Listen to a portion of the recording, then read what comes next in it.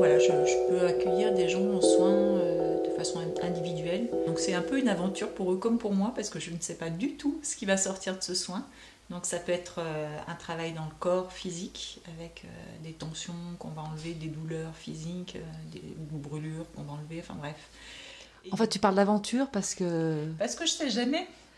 Tu sais jamais quoi. Je sais jamais ce qui va se passer, je sais jamais ce que l'on va découvrir ensemble, je sais jamais sous quelle forme ça peut se faire. Voilà. Est-ce que tu as des exemples? Parce que ça me ferait presque peur. Bah écoute, comment dire, parfois je peux avoir accès à des scènes traumatiques qui se sont passées dans la vie de la personne, où on occulte complètement ce qui s'est passé. Et moi, je peux y revenir dessus et médiatiser avec les personnes qui étaient présentes dans cette scène-là, quand on avait 4 ans, 5 ans, voilà, ou 10 ans, ou 12 ans, enfin peu importe, quand ça vient. Et discuter, remettre comme une constellation, remettre en circulation les informations, dialoguer et faire que la scène, elle se dénoue. Et c'est très... voilà, je ne le décide pas à l'avance, c'est pendant le soin que les choses viennent. Il peut y avoir aussi des personnes décédées qui ont des choses à dire. Donc, parfois, il y a des choses qui n'ont pas pu être dites dans le vivant et qui se transmettent là. Donc, ça, on ne sait pas. Tu parles de soins? Oui, de soins énergétiques. Voilà. Donc, c'est le principe, quand on parle d'énergie, en fait, c'est tout ce que l'on ne voit pas, tout ce qui est subtil. Donc c'est des informations qu'on a, comme on a un corps physique, on a des corps énergétiques qui transportent des informations différentes. Et moi je peux aller me promener dans ces couches subtiles. Donc il y a des informations qui peuvent être intéressantes de lever, de travailler avec pour alléger les tensions nerveuses, psychiques, émotionnelles, transgénérationnelles. Voilà. Je ne sais jamais à l'avance ce qu'il va donner. Je peux travailler avec des odeurs. Donc en olfactothérapie. Donc là, on classe des odeurs, on va les sentir, les plus ou moins... Voilà, on les classe ensemble, savoir si ça me plaît pas, c'est tout bête. Voilà, et on va s'accompagner de l'énergie qui est transmise par ces huiles, donc ces huiles essentielles. Donc on en choisit 1, 2, 3, donc elles sont classées par... Et puis après, je fais sentir, pour travailler en émotionnel. Voilà. Et puis parfois, j'ai besoin de rien. Et puis parfois, j'ai besoin de pierres. Donc ça me dit, tiens, telle pierre à tel endroit. Moi, je pose pas de questions. Hein. Je pose et puis je sens ce qui se joue. Donc voilà. Et les élixirs minéraux aussi.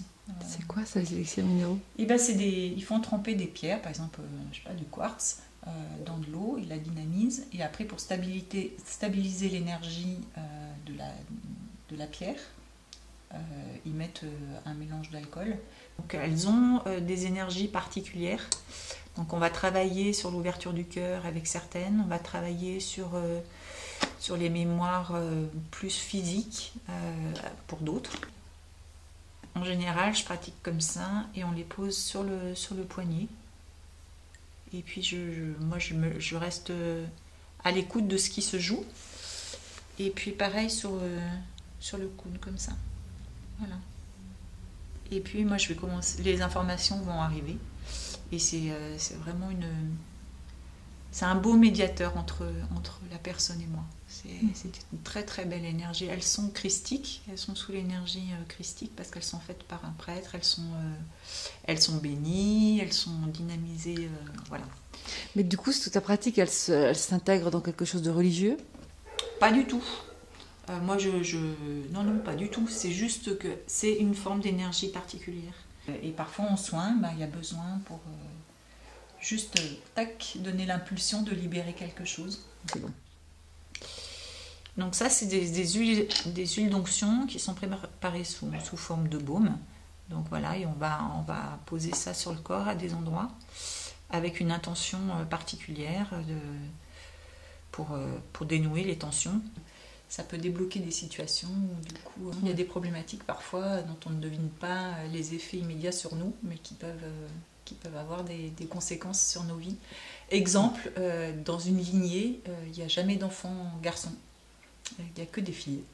Et il m'est offert parfois de comprendre à quel moment ça s'est mis en place. Et par mémoire, on va faire allégeance à ce qui s'est passé dans notre famille, 3, 4, 5, 10 générations au-dessus.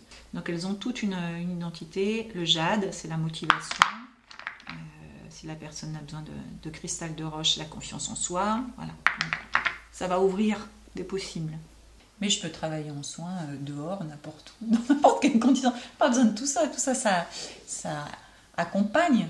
Mais dans l'absolu, j'ai besoin de rien. Hein. Juste fermer les yeux et donner la main. Ouais.